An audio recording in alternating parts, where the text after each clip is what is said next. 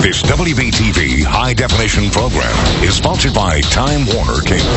WBTV News at 5:30 starts right now. Now at 5:30, Superintendent Peter Gorman talking budget cuts once again. Tonight we know how much he wants CMS to slash. I thought he was going to shoot me right there. Plus, armed thugs opened fire in a UNC Charlotte neighborhood tonight. We want to know why these security cameras weren't working. But first, at 5:30, you think your property taxes are high? Try measuring it in inches, stacks of cash. And today is the deadline to hand it over. Good evening to you. I'm Molly Grantham. And I'm Jamie Bull. Thanks for joining us tonight. If you waited too long to pay, you probably met a line, just like this one, at the Rowan County Tax Collector's Office. David Wisnett joins us now live from Salisbury. And David, I understand one of the people there had a message for the tax man. Yeah, you might say that his message was something that he paid with every dollar and cent. In fact, he used 921 $1 bills and a total of 83 pennies. Charles Black said this was his personal tax rebellion. And in my book, it's communism. When you're forced to do something you don't want to do, and basically, you don't get nothing for it. The core issue for Charles Black is that his neighborhood, the Westwood community off Harrison Road, was annexed by the city of Salisbury 3 years ago. Black says it caused his property taxes to go way up. They doubled. My taxes doubled. And he says other than streetlights and garbage service, his community has not benefited. So today, when he went to pay his taxes, he used $1 bills and coins. $921.83. This picture by John Lakey in the Salisbury Post shows the moment when Black stacked his bills and pennies on the counter. I had the 83 pennies in a butter dish. I had, Now, you didn't want to pay for the... Yeah, because it's already been paid. Okay. The women working the office handled it with a good nature. And it went pretty well. They didn't say nothing. They've been busy the last couple days as lots of folks came in to pay taxes before today's deadline, even if it did leave their wallets a bit lighter. Yeah, it is. But that's something you got to do. You got to do what you got to do because you got to pay the government. Now, of course, Robert and most other folks paid with a check. Now, as far as Charles is concerned, he's already thinking about next year, and he says he may pay next year's taxes in quarters. Live in Salisbury, David Wisnett, WBTV, on your side. You're going to need those big sacks that they have at the bank to get all the quarters in there. David, thank you. Today was the deadline in Mecklenburg County as well. If you didn't make it, expect to pay interest. For January, it's 2%. Tack on an extra 0.75% for each additional month. And if you wait until the unpaid taxes are advertised in the paper, you'll pay for that as well. We told you they were coming, more CMS budget cuts. Today, Superintendent Peter Gorman told us how much to expect. We're looking at $100 million in budget reductions. Two distinct factors. Whew, you heard that. Gorman made the announcement during his weekly news conference. Nothing is safe. The money will come from staff and department cuts. Gorman told us today he'll make a formal recommendation at next Tuesday's CMS board meeting, and it could be months before a final vote. A man is in custody after a dramatic chase in South Charlotte. Sky 3 was over the scene about 90 minutes ago. That small SUV leads officers on a chase between North and South Carolina, eventually ending here at South Tryon and 485. Caused quite a traffic backup there. You see the suspect getting on the ground. State Highway Patrol troopers on the scene quickly to get him in handcuffs. Jacinda Garabito keeping close watch on our roadways in the First Alert Traffic Center. Thanks, Jamie. Your First Alert Traffic brought to you by Paramount Volvo of Hickory. The good news, that incident has now been cleared, but there is a lot of congestion on I-45, the outer loop in Pineville area. And I'm still monitoring this accident. This is I-77 northbound. It's a big headache for the evening. This is right at LaSalle Street. As of right now, we're going back and forth from 1, 2 to even 3 lanes being blocked. There's about a 25 to 30-minute delay in this area. Again, this is I-77 northbound. We're backed up for miles here. Use South Tryon Street as your alternate route.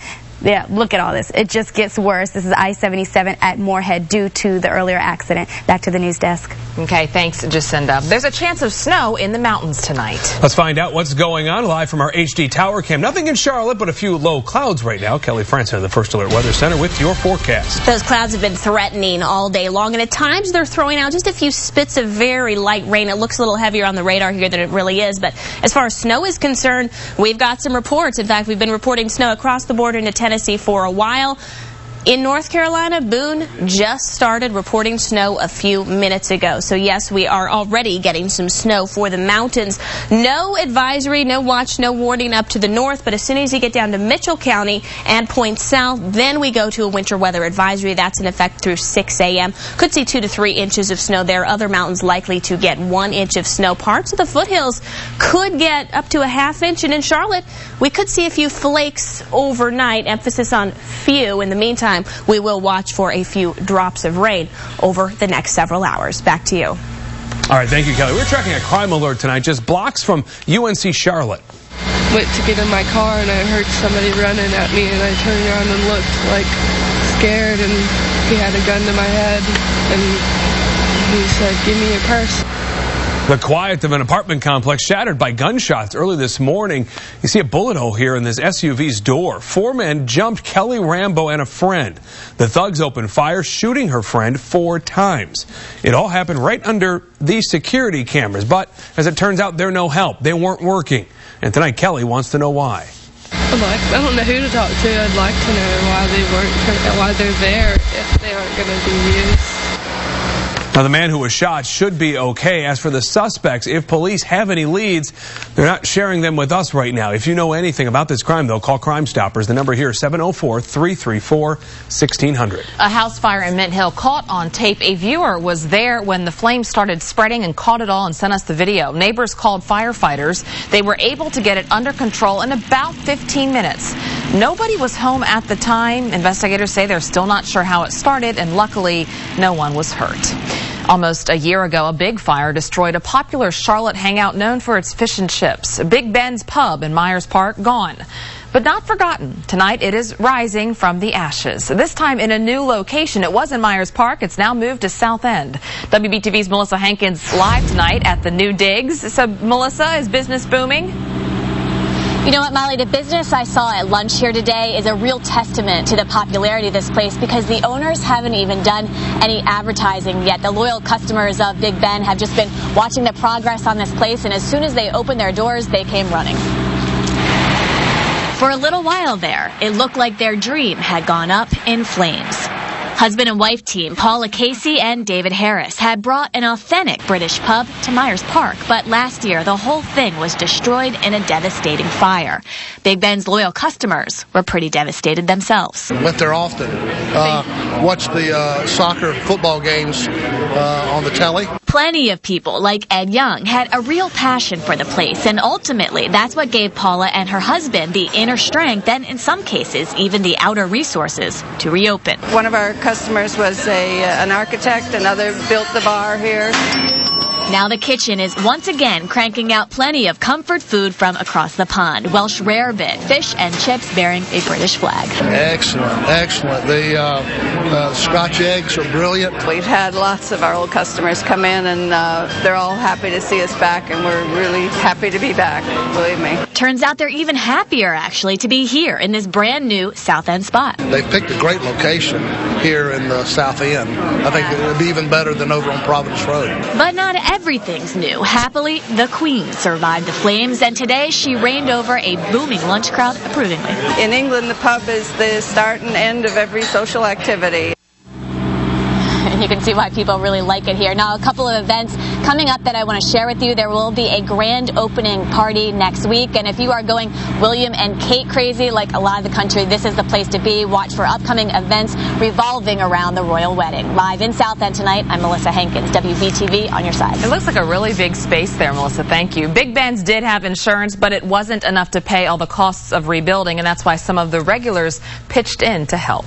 Listen up, CMS parents. Do you want your child in the magnet school program? The lottery opens this Friday and Saturday. There's a district-wide magnet school fair from 9 until 1 at Philip O'Berry Academy. That's on Allegheny Street. You have until February 7th to register your child in the lottery. Your child should have been given an instruction packet at school this week.